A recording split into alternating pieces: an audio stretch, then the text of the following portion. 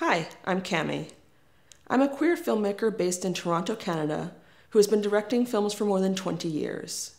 I make documentary, fiction, and experimental work that is sometimes erotic and usually political.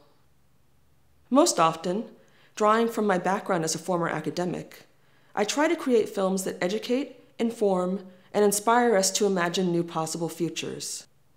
I'm currently finishing a feature-length documentary, Pride Denied, but I need your help to cover expenses for the final post-production services. What is the film about? Pride Denied asks us to think about what the idea of LGBT pride means to us today. Most of the film was shot during World Pride in Toronto in June 2014 and delves into key issues and ideas affecting queer and trans people that continue to be largely ignored.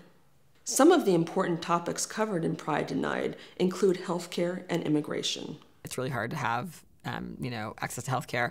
And the answer for the last 20 years in gay politics has been if we pass gay marriage, then those who have a job and have healthcare through their job will be able to share it with their spouse, even though less and less people have jobs that have healthcare through them, right? Or we have this horrible racist immigration system, and the answer has been, if we pass marriage, then those who have immigration status will be able to marry someone who doesn't, and they'll be able to have it, even though most undocumented queer and trans people don't have a partner with immigration status. Also discussed are issues of state violence and the ways events like Pride wind up excluding many people from neighborhoods and spaces. I currently sit on the board of NEVP, which is the Network for the Elimination of Police Violence. And we are strongly against TAVIS. TAVIS is a police pilot project. Their goal is to clean up the streets.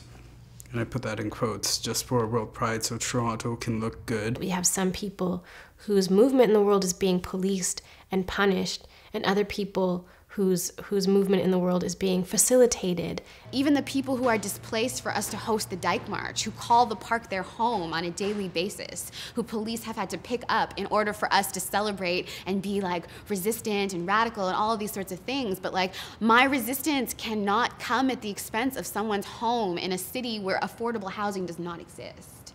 But in the end, what Pride Denied is really about is ending ongoing oppression and discrimination of queer and trans people, while at the same time building coalitions with other movements. And this doesn't have to mean giving up having fun. We have earlier generations of activists that provide wonderful examples of how protests, though, can also be about pleasure. I think some of the resistance people have to critiques of Pride and to the emphasis that Pride once was a protest is they associate protest with negative affect. They associate protest with always being serious. They associate protest about naming all that is bad. And they associate and love Pride rightfully for the forms of happiness and opportunity and celebration. But the thing is, LGBT and queer activists have been the best at showing us for generations that protest and transformation can also be about pleasure, about pride, and about humor and fun, and about celebrating what we have while asking for more, while looking for new friends and allies, and not assuming that we already know who will end up on our side. If you've enjoyed what you've seen so far, please donate what you can and share this project with your friends so that I can bring Pride Denied to a screen near you this fall.